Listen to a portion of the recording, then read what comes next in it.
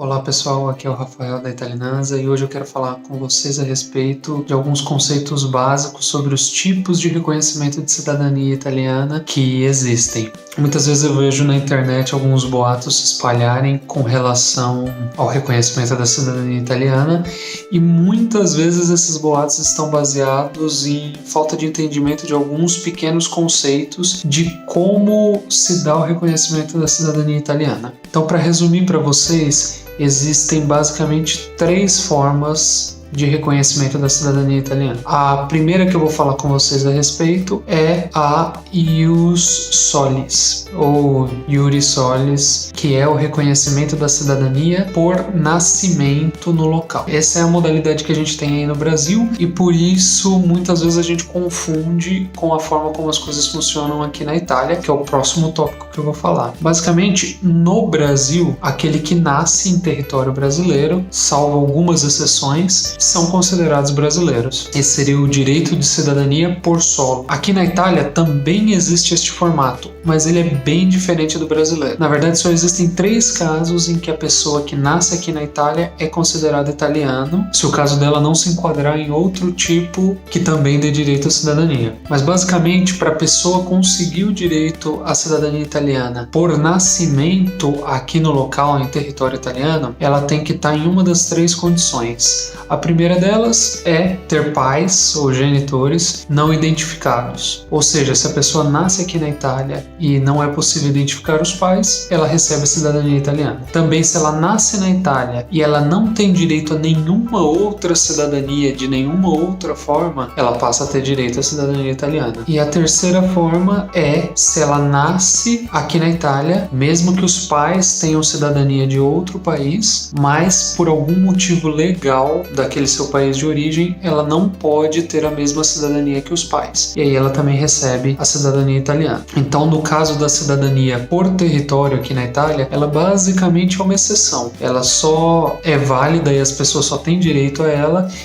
nessas 3 situações bem específicas. O outro formato de reconhecimento da cidadania italiana é a naturalização. Naturalização não é exatamente um reconhecimento da cidadania, mas é a possibilidade de adquirir a cidadania italiana. Em geral, existem 2 grandes grupos de pessoas que podem se naturalizar italianas, assim adquirindo também a cidadania italiana. São as pessoas que são casadas com um italiano e as pessoas que estão aqui na Itália legalmente por uma certa quantidade de anos. Nesses 2 casos, nós chamamos de naturalização e não é um direito natural, é um direito adquirido, como eu disse, em geral por um desses 2 motivos. Ou porque está morando aqui na Itália há um certo tempo legalmente, ou porque se casou com um cidadão italiano. E a terceira modalidade de reconhecimento da cidadania italiana, que é a que realmente interessa a maioria dos brasileiros, é a conhecida como ius sanguinis ou a iuris sanguinis, que é basicamente direito por sangue.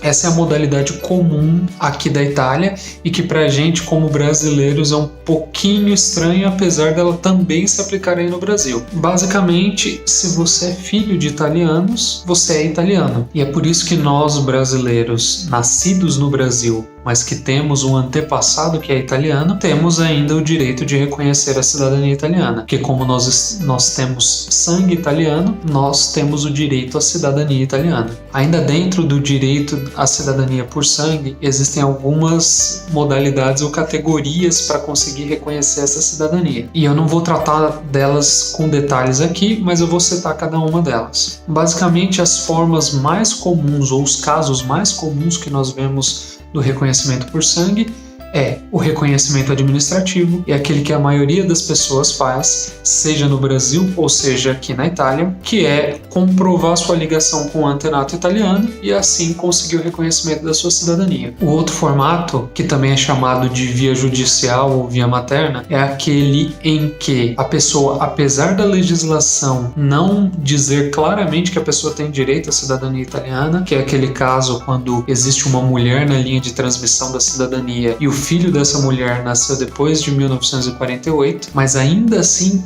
nesse caso, a pessoa consegue, entrando com um pedido judicial, o seu reconhecimento. E é por isso que geralmente a gente chama essa forma de reconhecer a cidadania de via judicial ou via materna. Existe também um outro caso, que é o caso das pessoas que têm um antepassado da região de Trento, e que muitas vezes é chamado de cidadania trentina. Em todos esses casos, a coisa em comum é que deve-se comprovar, seja por via judicial, seja por via administrativa, ou no caso dos trentinos, que atualmente não existe uma regra ou uma legislação que permita esse reconhecimento, mas em todos esses casos é preciso se comprovar de uma forma ou outra que existe um antepassado italiano e que, portanto, você tem uma ligação de sangue com o povo italiano e assim o direito ao reconhecimento da cidadania. Bom, pessoal, por esse vídeo é isso. Espero que tenha ficado claro aí as modalidades e ajude você a entender melhor como funciona o mundo da cidadania italiana. Provavelmente, se você está assistindo esse vídeo no Brasil, o seu caso é um caso em que você vai reconhecer por direito de sangue, mas é interessante saber e conhecer as outras modalidades de reconhecimento. Sempre que sai um novo boato da cidadania italiana, você vai poder distinguir melhor o que realmente te afeta e o que não te afeta. Se você gostou desse vídeo, deixa o seu joinha, se inscreve no canal e deixa aí nos comentários o que você quer que eu fale a respeito nos próximos vídeos. Por hoje é só e até mais!